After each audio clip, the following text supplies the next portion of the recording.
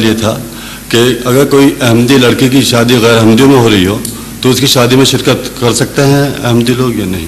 احمدی لڑکی کی شادی غیر احمدی میں ہو، سوشل اعتبار سے اس میں شرکت ہو سکتی ہے، مگر اس لڑکی کو پھر آپ نظام جماعت و خلافت سے وابستہ نہیں سمجھ سکتے۔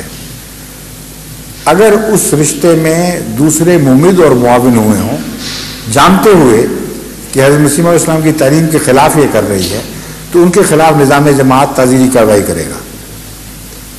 لیکن ایک باپ ہے جس کی بیٹی کہتی ہے میں احمدی نہیں، جس کی بیٹی کہتی ہے مجھے حضرت السلام کی تعلیم کی پرواہ نہیں، میں شامل ہوتی ہوں، اس کے باپ کا یہ حق نہیں ہے کہ اس سے اس کے حقوق چھین لے جو بیٹی کے باپ پر ہوتے ہیں۔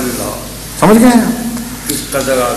بس جماعت احمدیہ کا موقف مسلک یہی ہے کہ وہ لڑکی جو اپنے آپ کو احمدی کہتی ہے اور کہتی ہے کہ میں احمدی ہوں اور پھر میں نافرمانی کرتی ہوں، اس کے ساتھ اس کو سزا دی جاتی ہے ان معنوں میں کہ اس سے سوشل تعلقات ہم نہیں بڑھاتے، ہم ناپسندیدگی کا اظہار کرتے ہیں۔